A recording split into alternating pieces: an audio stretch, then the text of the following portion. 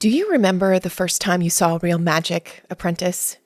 Not the rote repetition of a learned spell, not the clumsy parlor tricks that mortals mistake for the supernatural, but true magic. The kind that bends the laws of reality to your will. I remember the look in your eyes when it happened. Awe, terror, hunger. You were mine from that moment, though I didn't know it yet. Magic is the ultimate betrayal, you see. It betrays the natural order, tears apart the veil of what should be, and dares to replace it with what we desire. Every ritual, every spell, is an act of defiance against the universe itself. That is the gift and curse of our blood. We are thieves, apprentice. Thieves of secrets, thieves of power, thieves of the very fabric of existence, and God help me, I taught you to be the best. But there's a cruelty to magic that they don't tell you about in the beginning. The first time you succeed, it's intoxicating. That surge of power, the rush of knowing that you are no longer bound by chains that shackle others. It's unlike anything else. It feels like freedom, but it isn't. Magic demands a price, and you always pay, whether you realize it or not. I won't deny it. There is a joy in it, a dark, terrible joy. The first time I mastered the lure of flames, I could feel the fire in my veins, a living thing bound to my will. The first time I used movement of the mind to lift myself from the earth, to fly like some forgotten god in the skies, I felt invincible. And when I willed an object to move as though it were an extension of my own body, bending the material world to my will, I laughed out loud for the sheer audacity of it.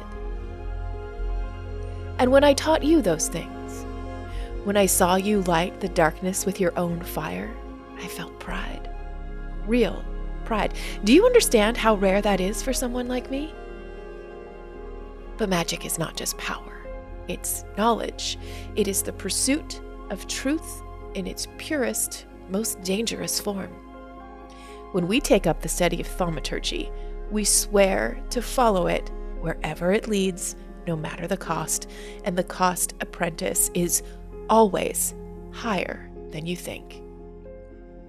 Every page turned, every ritual completed takes something from you, a fragment of your humanity, a memory, a belief. You lose those pieces slowly, like sand slipping through your fingers, until one day you look down and realize you're empty. The pyramid doesn't want you to know that. It wants you to think of magic as a tool, as a weapon, as something to be mastered and controlled. But the truth is, magic cannot be controlled. It can only be understood, and understanding it changes you. It takes pieces of you that you didn't even know you had, pieces you can never get back. I tried to shield you from that at first. I wanted you to see the beauty in it, the wonder, before you saw the price. I remember when I first realized that you had changed. It wasn't one moment, but a series of them, each one small and subtle, until they add up to something I couldn't ignore. The way you spoke, the way you carried yourself, it was as though the light in you had shifted.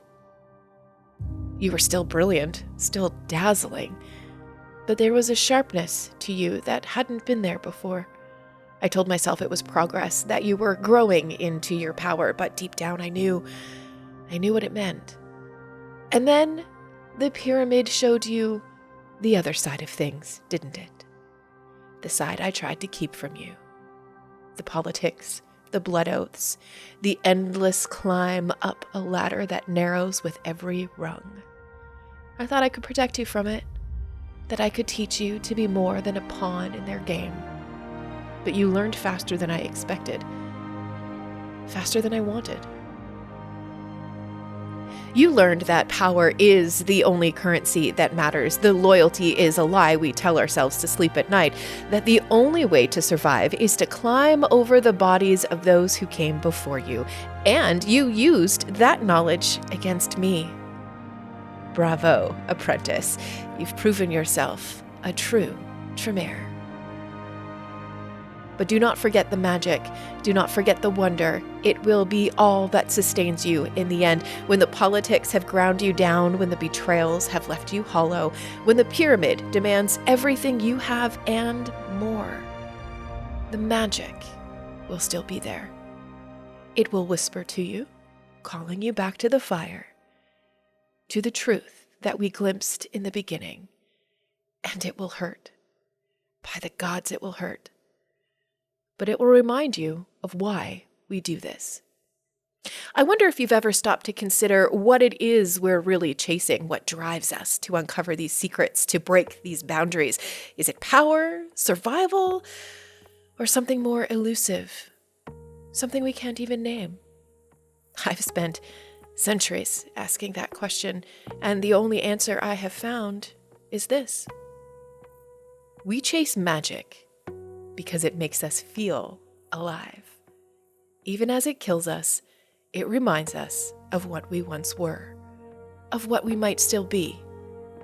Do you think I don't understand why you did it? I do. I understand better than you think. You wanted more power, more knowledge, more freedom, and you believed that the only way to get it was to take me down. Maybe you were right. Maybe I would have held you back, kept you in the shadows, too afraid to let you eclipse me. But there is one thing you don't understand yet. One thing the pyramid hasn't taught you.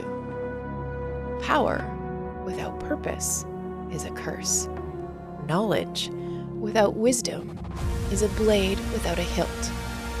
You've taken your first steps into the fire, but you don't see how it will consume you. Not yet.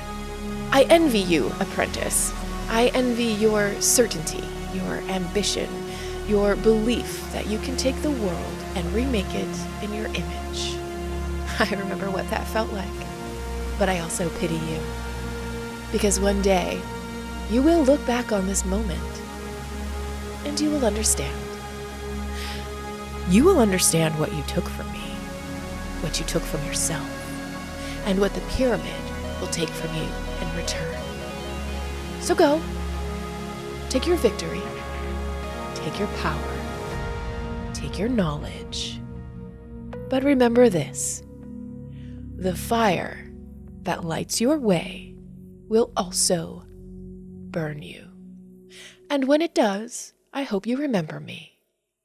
I hope you remember the magic, because it will be all you have left.